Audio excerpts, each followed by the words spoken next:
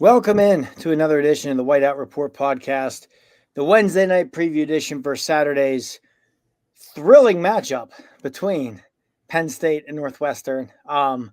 Obviously, I say that jokingly after what happened this past Saturday for the Nittany Lions and how they get ready to play who many thought was, if UCLA wasn't the worst team in the Big Ten, Northwestern was. But yeah, as always, we are your hosts, Marty along with Dylan Callahan-Crawley. Thank you for being here with us tonight. As always, follow us on Twitter. Make sure you subscribe to the YouTube channel. Hit us with that super chat, that super like. Hit us with the donations. Help keep everything free here. But yeah, Dylan, you look ahead to Saturday. It's obviously first and foremost an absolute must-win game for Penn State. Every game the rest of the way is a must-win game now. But even hopes of making the playoff aside, this is a really important game because man, it does feel if they come out and lay an egg again on Saturday and look as lifeless as they did against UCLA, you're talking about, the season just coming completely unglued, if not potentially the entire tenure of James Franklin as head coach in Happy Valley. Yeah, I feel like we could put in that Jim Moore press conference clip there after you said playoffs there for a second. Yeah. Unbelievable that this is, talking about, like I said, not even about playoffs, about what this season is for Penn State.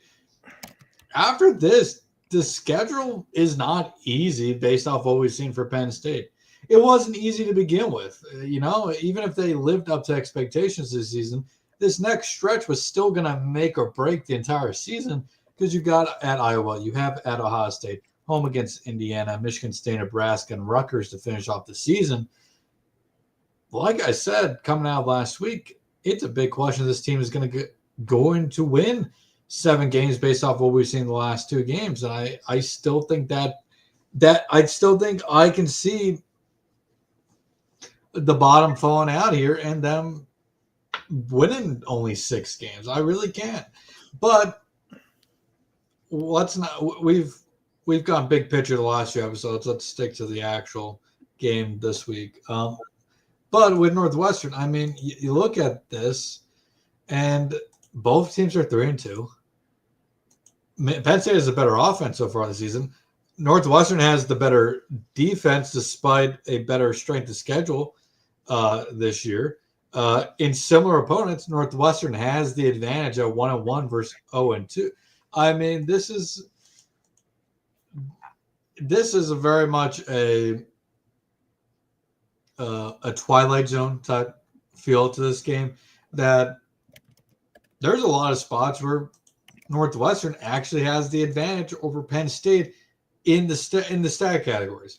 On the field, Penn State, of course, is the more talented team, but in the box score or in the stats, these two teams are not all that much different after 5 weeks. And to make matters worse there for Penn State, a team that had national championship aspirations, Northwestern has had the tougher strength of schedule so far. Northwestern played a good Tulane team, beat Western Illinois, played Oregon, UCLA, and Louisiana Monroe. I mean, Tulane, 4-1 this year, is going to be one of the best G5 teams, G6 teams in the country. Oregon, we know. UCLA just picked up a top 10 win. I'm not sure if you heard about that, but UCLA has a top 10 win. And then, Louisiana Monroe is not good, but the point remains. Did you hear about UCLA's top 10 win, though? What's that? Did you hear about UCLA's top 10 win? I did hear a bit about it. I heard about Crazy. It on TV, on the radio, at work, with every person I've talked to. It has been big news, hasn't it? It has been.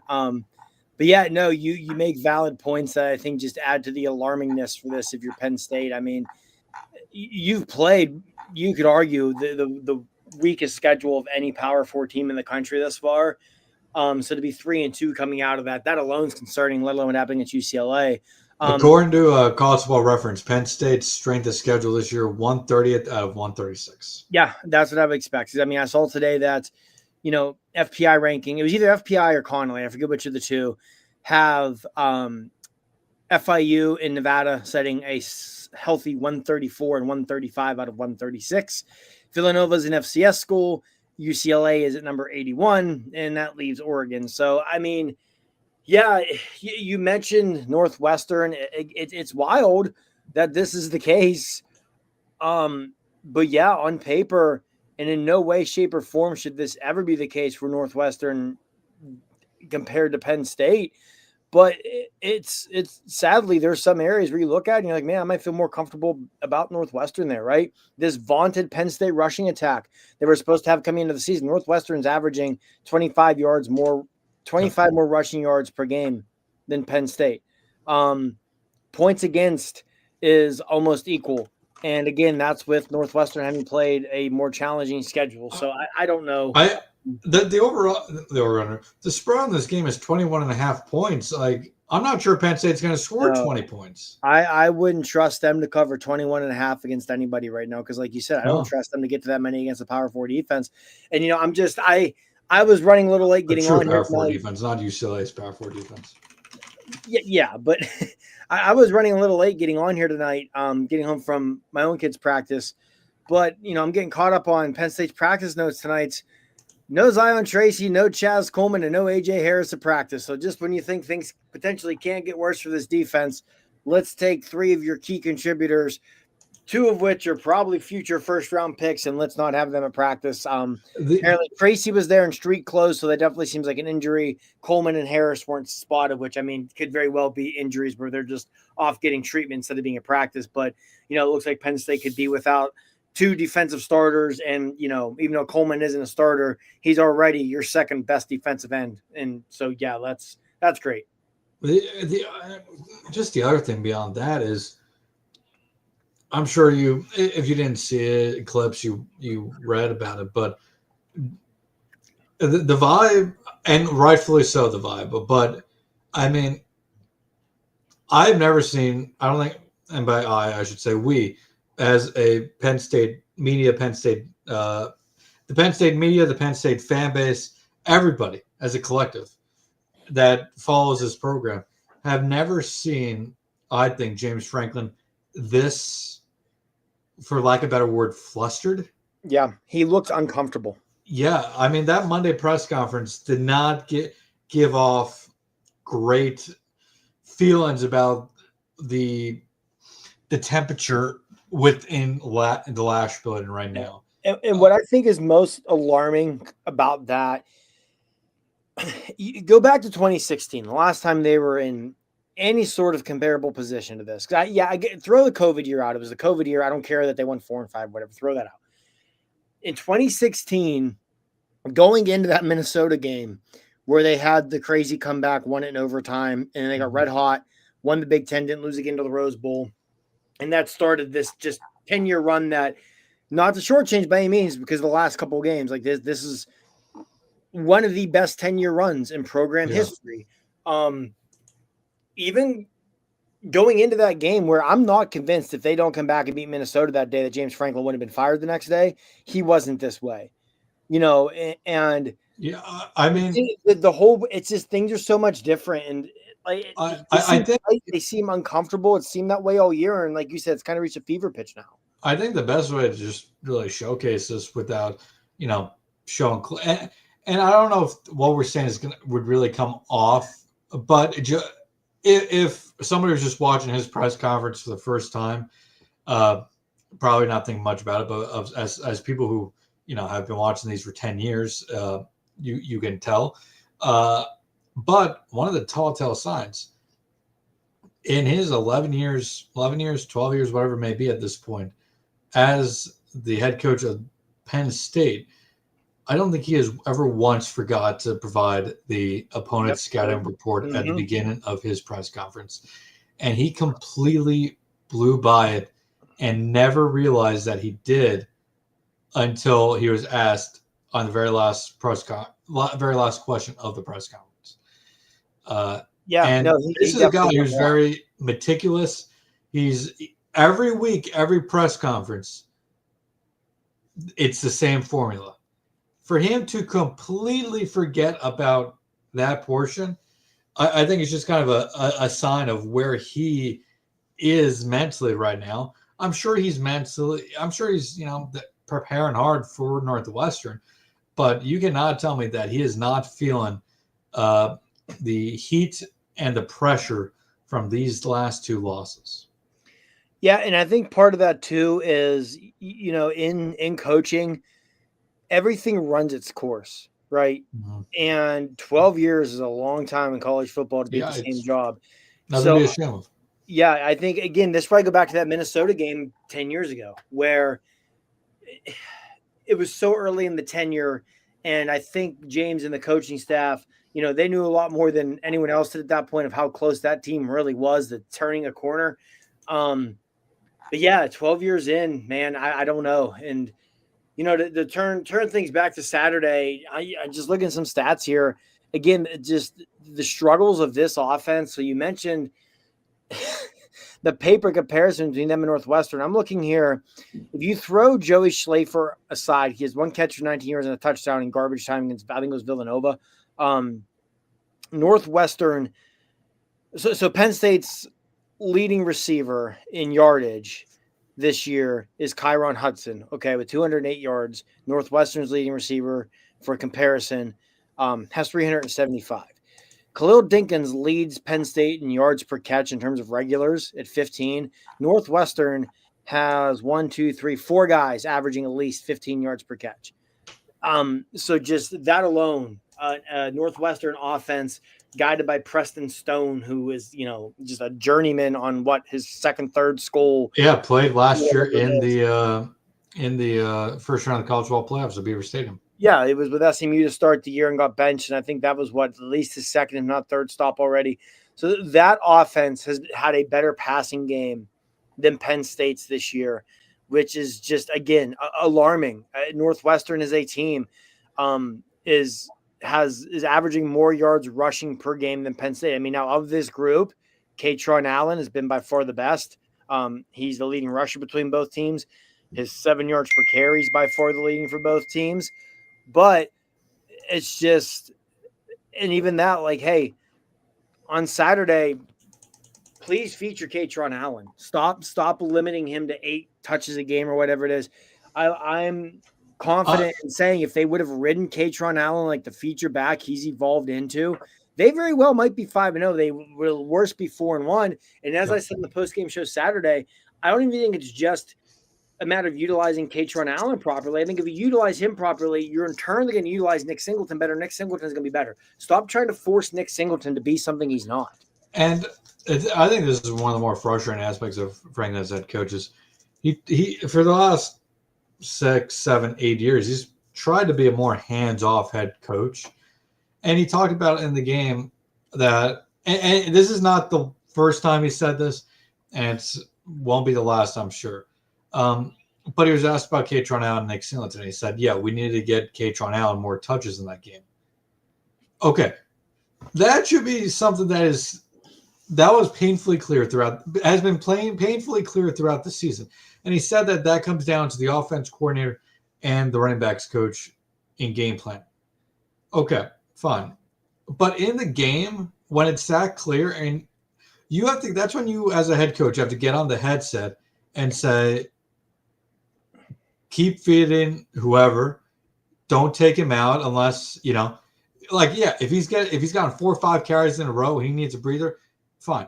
But that, as a head coach, that it is your responsibility to get on that headset and say, get the ball in his damn hands. And I mean, it's those small things that he has said time and time and again that we need to do a better job about, and he fails to do on game days. And these ultimately do impact the wins and losses. I mean, Rich Scarcella of the Writing Eagle today had a good article, an opinion piece about and I think we all agree, and we've been agreeing about this for a long time, is James Franklin's one of his biggest issues, of course, I'm now blanking on the word, but how much he is dedicated to his starters and key players, and his loyalty. There's the word. There's loyalty to his players. First person to tell you he's loyal to a fault sometimes. Right, and he says, and because James said how it's his responsibility for players to be be held accountable during and after games, and Scarcella brought up a good point. Dejan Lane. has the gaff on the kickoff, right? He was not punished at all in the game for, having a huge miscue that cost Penn State points. Khalil Dinkins, we can argue if it was a stupid penalty or not, but Khalil Dinkins, by stupid, I mean if it should have been a penalty or not, but he takes a bad penalty. Khalil Dinkins doesn't miss time. Luke Reynolds has a bad fumble. He can, I get you have to also stay within, you only have so many players, especially when traveling. But, when players do mess up on the field, outside of a few circumstances in the past, it very rarely feels like there has been that accountability. And I think that is a good point from Scarcella, that while Frank, and it just goes to the much larger point that James Franklin has said a lot of things that they need to do this or this, and it goes back to him, but he continuously fails to hold himself up to those standards that he sets. Yeah, and you mentioned at some point, if you're him, you got to get on the headset and you override Stan Drayton or Andy Koldenicki, whoever it is, and say, just give Kate Allen the goddamn football. And we've seen him do it before. I go back to the Cotton Bowl in 2019 against Memphis when Tyler Bone was calling plays, and they're just running the ball down Memphis's throat.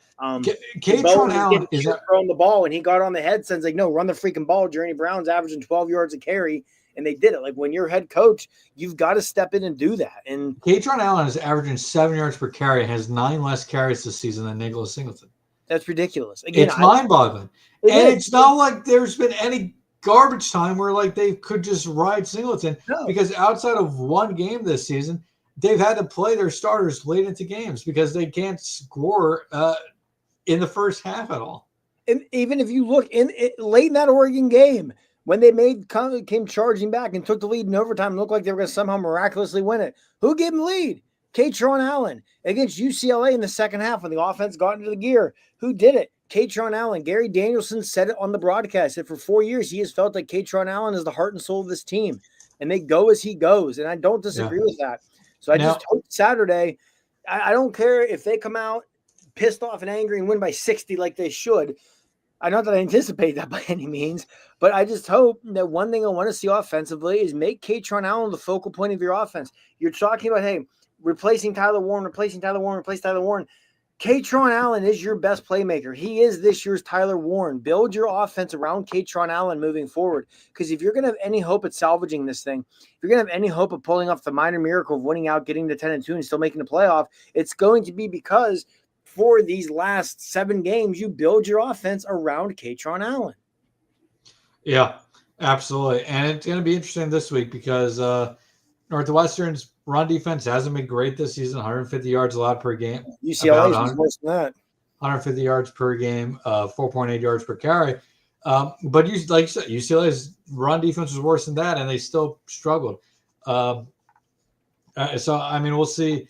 This is another chance for them to get on the right path because, if you're not going to be able to run the ball this week, I don't know when it's going to happen. Look at the next 3 games after this week at Iowa, or doesn't matter where, but Iowa, 69 yards per game, 2.4 yards per carry. Ohio State, 91 yards per game, 2.9 yards per carry. Indiana, 88 yards per game, 3.2 yards per carry. If you can't run it this week, you might as well just throw the ball 50 times in the next 3 games, because you're not going to run against those 3 defenses. No, especially with, the Iowa and Ohio State games being in Kinnick and in the Horseshoe. Offensively, last week you and I came out and we said, hey, we don't care if Drew Aller completes 30 passes. We don't care if he has 400 yards. We want to see him be efficient and play well, and he did. I thought it was his best game in a long time. Best game of the season, absolutely. I think his best game since the Big Ten championship game last year. So we got what we wanted. Unfortunately, it wasn't good enough because what happened to the defense, which, we'll start talking about the defense for this game here in a minute. But I think this week for me, offensively, more than anything, that's what I want to see. Feature Katron Allen, even at wide receiver. Yeah. Man, they've shown some flashes at least, but there's still the same issues exist. Separation, getting the ball, and it's like against UCLA, Kyron Hudson makes that tremendous over-the-shoulder diving catch in the end zone. when he's covered for a touchdown. So at some point you have to sit there and ask, how much is this? Is it Drew Aller? Is it the offense? Not just the receivers. But I mean, one other thing on offense I'd like to see is Tysier Denmark was back at practice this week after missing last week with some sort of illness. Why not give him an opportunity? Can he really? Yeah. Why not give the biggest? No, sorry, I was going to say that the biggest thing in Denmark's game, we were always told he's never going to be a burning speed. He's never going to blow away with his athleticism, but he's quick in space. He knows how to get open. He knows how to get separation. That's what this offense needs more than anything. What about Kobe Howard, who we heard all summer? The coach is just raving about his ability to just run clean routes, get open, and catch the ball. That's what this offense needs. I don't care if Kobe Howard's being stubborn and doesn't want to play special teams. Give them a chance, because at this point it can't make anything worse. And also, I get they're not officially out of it until they take that third loss, which is when, not if. But you might as well start seeing what you got for the future at this point, So I that's one thing too. Other than building it around Allen on Saturday, I hope we see Tysier Denmark involved, maybe Kobe Howard, see what some of these younger guys can do at receiver, see if they can provide any sort of a boost to this offense at all. Yeah, and it just Penn State over the course of the game does play a lot of players, but it has been, I think, very frustrating for a while now that when they do have younger guys that are able to potentially make an impact, and this goes back to the loyalty thing. If there's older guys who aren't making that impact they should be, Penn State just at times refuses to let younger guys, unless they show they're 100% ready to play, to give them opportunity. And then you see other programs out there, yes, programs that may not be in the same stature as Penn State, but Power 4 programs that play younger guys, and younger guys are making impacts every week. You don't need a redshirt freshman going out there and getting 100 yards, but maybe Tysier Denmark last week. Now the offense wasn't a problem, but maybe Tysier Denmark goes out there last week and gets a big catch that ends up in a 30, 40-yard gain, and flips it, or maybe against Oregon State. But it's a definition of insanity. Every week they keep trying out the same type of things, and the results are the same, and it's been that way for the last 2 seasons.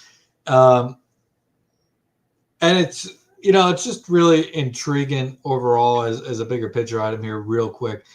Outside of Joe Moorhead, Penn State has had 3 offense coordinators the last 5 years, 6 seasons, whatever it may be, that were pretty highly thought of coming into their tenure at Penn State. Kirk Shiraka, obviously Andy Koltenig right now, and Mike Yurcich before that. All 3 offenses with Penn State seemingly were lackluster, to say the least. The spark of them was I don't think Andy Koltenig has been calling a good game the last few weeks. But at the same time, when it feels like every offense coordinator for Penn State, since outside of Joe Moorhead, because let's be honest, Joe Moorhead's the only time a Penn State offense actually seemed, and maybe under Ricky Ronnie. I was going to say, Ricky Ronnie deserves a lot more credit. Right. Outside of Joe Moorhead and Ricky Ronnie. So 2 of the 5, 6 offense coordinators, John Donovan, Joe Moorhead, Ricky Ronnie, Shiraka, Yurcich, Koltenig, 6 offense coordinators. 4 of them have been, lack of a better word, duds, right? Yeah, I mean, there's no way to not call Koltenig a dud right now. Shiraka, his numbers were good. Yeah, and it was the COVID year, and James only ever hired Shiraka because he wanted Yurcich then and couldn't get him. And then the second Yurcich became available, he shipped Shiraka out. So I give Kirk Shiraka a bit of a pass. But yeah, Koltenig, the big one. He has not lived up to what the expectation was coming in. Now, how much of that is, as we've said before, with Drew Aller in this offense, it's round square or round peg square hole.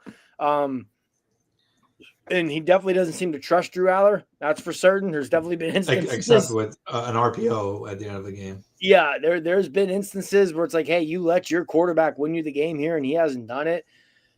But yeah, and I think too what's frustrating with that is you mentioned the young players. I'm going to go back to Joe Moorhead. I'm going to go back to Ricky Ronnie. Some of those offenses that were really explosive there for those 3, 4, 5 years. Look at who some of the catalysts were. KJ Hamler as a redshirt freshman, right? Journey Brown as a redshirt freshman. These were guys, they were playing young. I know this guy wasn't the staff's done. I mean, this is the same coaching staff that refused to play Saquon Barkley in his first college game and probably cost them a game against Temple as a result. But yeah, go ahead. I'm sorry. No, I was just gonna say. I mean, Saquon. I mean, they didn't play in that first game. One touch in his first collegiate game, and within 5 weeks was probably already the best running back in college football. It reminds me a lot of what Minnesota did with actually Darius Taylor, because in Darius Taylor's freshman season against Nebraska, his first career game, he got one touch. But the next week he went off, and he's been Minnesota's star running back ever since when healthy. Both teams seemingly learned from their mistake in that first game. But, yeah, you look back at those really good Penn State teams, they had a lot of young talent. And I know the program was at a different point than talent-wise. But, sometimes you need that spark plug. Pat Freiermuth, as a true freshman, made an impact, right? I can keep naming guys, I'm sure. Nick Saban and Katron Allen made it. Yeah, look at 2022 of those two. Those two were the catalysts of that offense that year. Jahan Dotson was a key piece as a true freshman, and by his true sophomore year, was as good as almost any receiver in the country. And if it's that they don't fully understand the playbook or whatever, that's fine.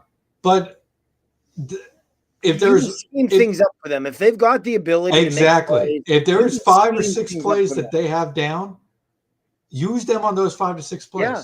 If you go back to 2018 and rewatch some of KJ Hamler's highlights, he's literally running about 5 different plays. Right. But it was, hey, you are the most athletic guy in this field. We're going to get you the ball in space and let you do stuff. Right? Exactly. That's what good coaching does. And it's just, again, I'm not saying Andy Koldernicki's not a good coach, because I think he is. It's just, man, where's the creativity? And I get it, the quarterback's not a great fit for your system. But my rebuttal to that would also be good coaches find a way to work with what they have, right, and make it work.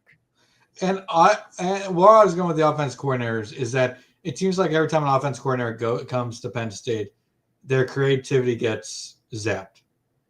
Yeah, other than Joe Moorhead. That was the other than Joe Moorhead. I mean, if you compare, and now I get Mike Gundy was at Oklahoma State with Mike Yurcich. Mike Gundy, also a very good offensive mind. But if you look at what Yurcich did at Oklahoma State, and then what he did at Penn State, 2 totally different offense. And now Penn State didn't even become an air raid offense. No. But there was plenty he could have taken from those Oklahoma State days and used at Penn State successfully with what they had, and they didn't do it. I get Drew is not a perfect fit for the Koldernicki system, but I mean, just the play calling in general has been lackluster. The route trees are I mean, I don't know what they're doing when it comes to routes and play design. The route trees are what blow my mind. And again, I don't know how much of that is these receivers not being able to get separation, so guys are just getting congested together. That could be a real issue. It really could. But I feel like at this point, year 2 of this offense with completely different wide receivers, again, at what point do you go back to that common denominator? Wide receivers, by the way, that were able to get separation in their previous stops. Yes, they were. And I understand Devontae Ross was at Troy, but he tore up a Phil Parker defense last year, and receivers don't do that, And Kyron Hudson was doing it in the Big Ten. Well, why is the ACC is not the Big Ten, but still a power conference, and Trevor Pena was doing it there. I cover a lot of Minnesota. I cover Minnesota, so it's easy for me to go to. But I watch Minnesota, a good team, but a team that's not nearly as talented as Penn State. Their wide receivers are able to get more separation every week than I've seen a Penn State wide receiver get. Most power school teams can. That is what it is at this point. And to go back to the offense coordinators real quick, and then we'll start talking about the defense for Saturday. Yeah, but you say that, and we both agree Drew Aller is not a good fit for Andy Koldernicki's system. I do, and this is not a slight on Drew. This is just the system comment solely. I think if Bo Pribula was still here, the offense would be better. They'd Yes. probably be at least 4-1, if not 5-0.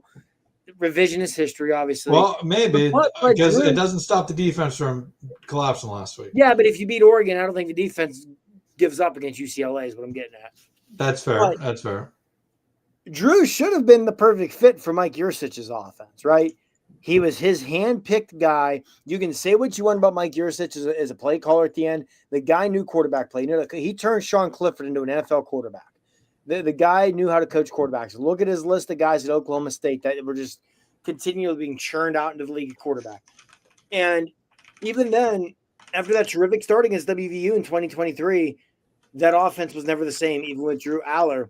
So again, how much of this does it go back to James Franklin?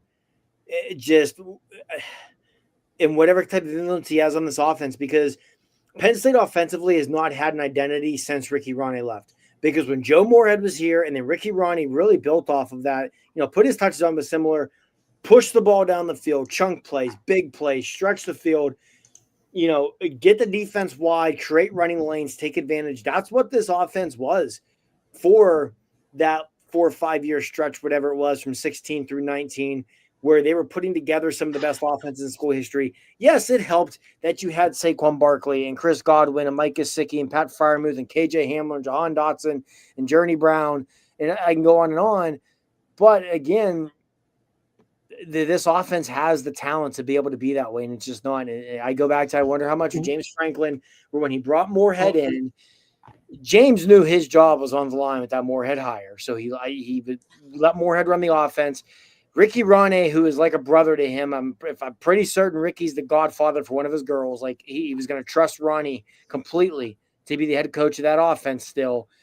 And then it was like once Shiraka came in, because I think it's been very well documented at this point that by the end of the 2020 season, before Shiraka was fired, James Franklin had taken over play calling.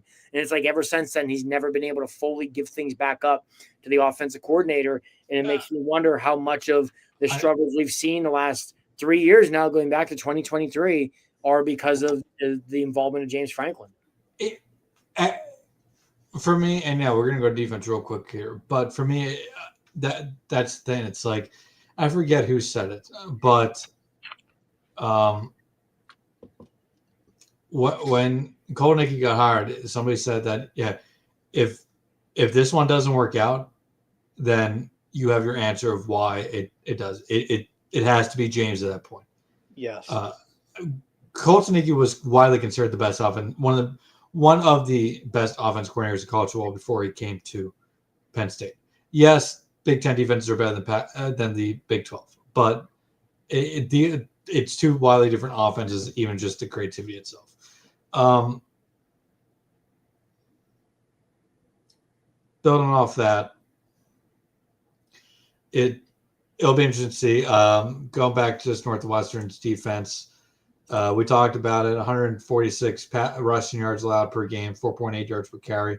Pass defense has been good this year, only 165 yards allowed, under a 60% completion percentage this year. So it is going to be a tough test for Drew and this pass and attack here to, get stuff going over through the air this week. And the last thing I was going to bring up with the offense, true or false? Outside of TJ Shanahan, and that spot for Penn State, which is a couple guys right now, out of Penn State's starting 11 on the offensive side of the ball, I am pretty confident that everybody's either going to be drafted or at the very least receive a rookie / training camp invite, probably. 100%. And Shanahan still may. He's just so young in his career. Yeah, at some point he will. Guy started 5 or 6 games as a freshman in the SEC. Same thing can be about Cooper Cousins, barring catastrophic injury. No, I agree. Like I look at it, and the only guys who I don't think are slam dunks to be drafted are maybe Trevor Pena, but somebody will give him a shot in camp, right? And it's really probably it, because even as how up and down Nolan Rucci's been, maybe Hudson Ware, but what's that? Maybe Kyron Hudson Ware is. Yeah, but I think again Hudson's going to be a guy people are going to see his size. They're going to see some of the catches he made. But they're going to think, hey, if nothing else, 7th round flyer, worst case scenario, this is a good special teams player. But nonetheless, out of their starting 11, all 11 at one point or another are going to have a chance to make NFL. Yeah, they're going to be in a training camp, and not in a training camp as a filler, in a training camp with a legitimate shot to make a roster. And that just leaves me at this point. There's no reason when you have 11 potential future NFL players on your offense that your offense should be this much of hot garbage. Yeah, no, I hadn't thought of it that way, and that is very fair. Speaking of hot garbage, let's talk about the defense and what we saw last week. We talked about going simple here, and I want to start that off here. Yeah. Penn Go State, ahead.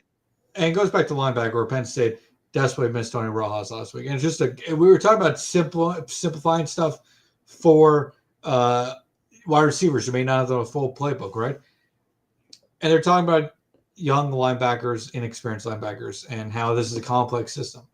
Okay, well, you have a depth issue at linebacker.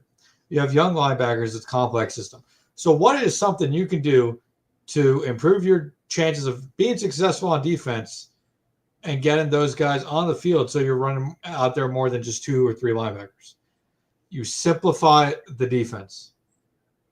It doesn't have to be rocket science out there. I know Jim Knowles is a rocket science on defense, but guess what? At this point in the season, with this many issues that you're having 5 weeks into the season, just simplify it. It doesn't have to be complex at this point. You just have to worry about stopping trash offenses like UCLA from marching on the field every single drive. I mean, I don't think Northwestern's going to do that this week, but and I know it's not that simple, but I mean, am I wrong? No, you're not. And maybe this goes hand in hand with simplifying it. What I want to see first and foremost from the defense this week, because outside of Amari Campbell and Dom DeLuca, I didn't see it last week. I just want to see effort. Yeah. I saw a unit that outside of 2 guys didn't care. Outside of 2 guys looked like they had quit and had given up. I just want to see effort this week, especially back at home. I mean, I know we said opening up the show looks like they're going to probably be without multiple starters and and Chaz Coleman, who is essentially a starter. But man, if they come out slow on any facet, I'm going to be really curious to see where this crowd goes on Saturday. I'm going to be curious to see where this crowd is. I expect pregame when they introduce starting lineups, they may just want to not do the starting lineups. Drew Aller's going to get booed. It's going to be ugly to begin with. And it's only going to get worse if they come out and play like crap again. But, this defense. James is going to get a lot booed louder than he's ever been booed before. Oh, 100%. 100%. Especially and the first time they have a 3-and-out. Oh, God forbid it's the first drive of the game. Yep. You're going to get to fire Franklin. You're going to get – I mean, I know at the end of the Oregon game, there was the videos on social media of the student section chanting obscenities at Drew Aller. But yeah, to circle back to the defense here, this better be a get right game for this defense, because I mean, Northwestern, I know we've said some nice things about them. Largely it's just in comparison to Penn State and how poor Penn State's been, but this Northwestern team is 82nd nationally in points per game, right? They're a bottom 40 passing offense. There's no reason that Penn State's defense shouldn't have a big bounce back game. And if you look at Northwestern, most of their damage came against Western Illinois and Louisiana Monroe, as you pointed out at the top. Yeah. The only teams with the pulse they've played are Tulane and Oregon, who both smacked them around, and then they beat UCLA by 3 points. So 313 total yards against Oregon, 237 against Tulane, 17 combined points in those games. Yeah, there's no reason the defense, even if you don't have Zion Tracy or A.J. Harris or Chaz Coleman or any of the 3, there's no reason this shouldn't be a get-right game for the defense. And another thing in addition to the effort I want to see on the defense, and I'm sure people would say, oh, they're not ready. See what some of the young linebackers can do in this game. Because if you're going to salvage – simplify. Yeah, and if you're going to salvage this season, you're not going to go on a tear here and get to 10-2 by playing Dom DeLuca and Amari Campbell at 90% plus snaps per game. You're going to have to find – whether it's Keelan Wiley, Anthony Specca, Cam Smith, whoever it is, you're going to have to find somebody. Also, and this comes on offense and defense. This season – I know. I forget who said on Twitter yesterday, and it is correct. if Penn State somehow won out, they would absolutely make the college football playoffs because they have wins over Ohio State, Indiana, at Iowa. They'd have a good resume at that point, despite the loss to UCLA. And they'd probably, at 10-2, they may make the Big Ten championship game if Michigan could beat Ohio State again. But nonetheless, that's not the point. That's not going to happen. If they go 9-3, 8-4, 7-5 this year, next year's already looking like was going to be a down year to begin with. You want a chance to salvage this year into next year. Start getting those young guys some playing time right now. So next year you go into the season with some experienced guys. Yep. And dare I say that also depends how the rest of the season goes. That includes at quarterback. And start building towards that. You don't have to play them 30, 40, 50 snaps. Get them 10, 12 snaps a game. Yeah. Any snaps is good. One thing, too, I look at with that is you go back to the tail end of that 2021 season, the bottom fell out and they went up 7-5. Specifically, that Outback Bowl against Arkansas, you saw Kobe King and Kalen King and Jalen Reed and a lot of these young guys who went on to have huge, significant roles, Parker Washington, on this team in 2022 and 2023 and 2024 out there just getting a ton of reps. Yeah. And, I'm sure those practices leading up to that game, those game reps were invaluable for those guys in laying the groundwork for a hell of a 3-year run where, other than Ohio State and Michigan, nobody beat them. So, yeah, I'm with you. I mean, I don't know. There's so much you want to see Saturday. Mm-hmm. You want to see it be the get right game. Obviously, nobody in Penn State circles is going to be happy unless they come out and win it, 60-0 and just look invincible and look like the team everyone thought we would get back in August. But I don't know. I think you just want to see them come out, play clean, look like they care, look inspired, look like you're angry after what's happened the last 2 weeks, especially last week, and just body bag an inferior opponent in a way we haven't seen them do in quite some time. Yeah. And and you talked about the aggressiveness, or not the aggressiveness, the effort of the defense. What I also want to see out of the defense this week, and something we haven't seen the last 2 weeks. And now we saw it on special teams last week from Denai Dennis-Sutton. But on defense, Penn State needs their star players to step up. Yes. Last 2 weeks on defense, they have not made any plays. And it's a big reason why they lost both of those games. Yep. Denai Dennis-Sutton started the season off well, been disappointing the last few weeks. Zane Durant, probably better in the box score than it would indicate on the field, but hasn't been overly impressive on the field. But real quick, for a defensive lineman, especially interior, if the box score is better than what you've seen on the field, that's the complete opposite of what you want. Right. I just don't feel that you haven't felt their impact. You haven't. And, I'll go to Durant real quick before we get to our predictions for Saturday.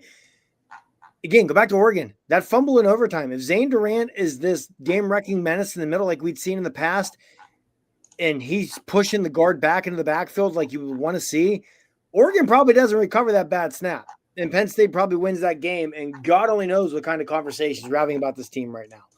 And here's the other thing. And this isn't perfect. This isn't perfect way to look at it, but I feel like a good indication for Penn State when their defense is at best is where their total tackles leader is, especially under James Franklin. Marty Campbell right now is at 47 tackles in 5 games. So just under 10 tackles per game. Last year, I think the leader was at 98 in 16 games. What that tells me, one, is there's not enough guys, on the defensive line stepping up right now. And two, not even just in defensive line, just in general, not enough guys stepping up. I mean, it's been a long time since a Penn State linebacker has had 110 plus tackles in I a think season. Micah had that 1 year where he was a little over 100, and before that, Ellis Brooks had one. I didn't say it before that. I think you honest to God got to go back to that run of like Lee Puslesny and Dan Connor. Right, but just statistically, if you look at it, Penn State generally, their top tackle guys are just around 80 to 90 tackles in 13, 14 games. Mm-hmm. Amari Campbell may finish with 120 tackles this year. To me, that just tells me that there's not enough guys as a whole stepping up this year. And it's coming down it's putting a lot more pressure on those linebackers. We saw that against Oregon. And it's just in a complex, maybe it's a system, but in a complex system like this, and when you have no depth already, it just seems like a recipe for a disaster. I explained that horribly. I think you get where I'm going with that. But I'll say this. What that stat tells me is exactly what my eyes showed me last week, that Amari Campbell was the one guy out there on that defense, in addition to Dom DeLuca, who looked like he cared and was making an effort. And, I think a lot of it can stem simply back to that. Yeah, and not this isn't shade of Amari Campbell, good player, but he's not a perfect player. He still makes a lot of mistakes too. So if he has 47 tackles, he's also probably missed a handful of them that have resulted in first downs or big gains, because he is still not a complete linebacker. He still has his deficiencies. I mean, I like what he's done so far, but I mean, I think you'd feel a lot better if that linebacker leading the way was like a Tony Rojas, who maybe he would be if he didn't get hurt. But still, even Tony Rojas is a guy who still makes quite a bit of mistakes because of the way he plays the game. Yeah, and also with the Campbell thing, he didn't even get here till June. So that also should be a bit of a red flag. And before we head out, I just want to mention a few guys offensively to watch on Northwestern. Running back Caleb Kamalafe, 76 carries, 344 yards, 4.5 yards per carry. He's their number one back. Number two back is Joseph Hyman, 38 for 208, so 5.5 yards there. And then you mentioned a wide receiver, Griffin Wild, leads the way, 25 for 375 and 2 touchdowns. Drew Wagner, 11 receptions, 103 yards, 2 touchdowns. Wow,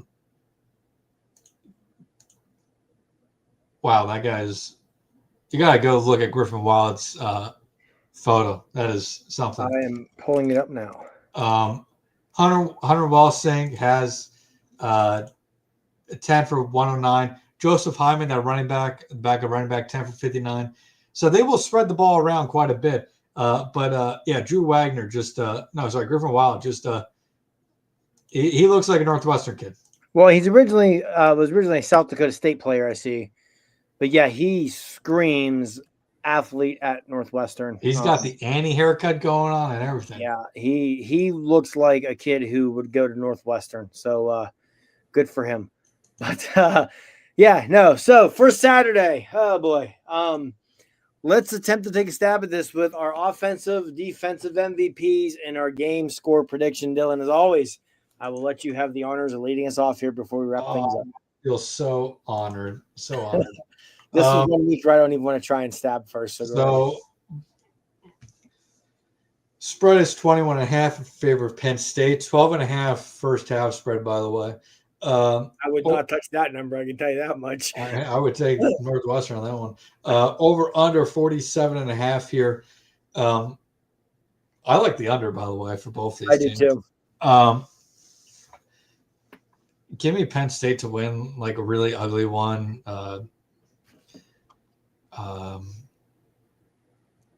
That's not enough. It's 20. I'll say 27. 27-17. I was trying to find a Big Ten score, but you've got more confidence in this offense than I do, apparently. The way I look at it, I think they get 3 touchdowns throughout the course of the game and 2 long field goals. All right, give me the offensive and defensive MVP. Then I'll give you offense. Maybe they feed Katron Allen this game, so I'll go Katron. Defense.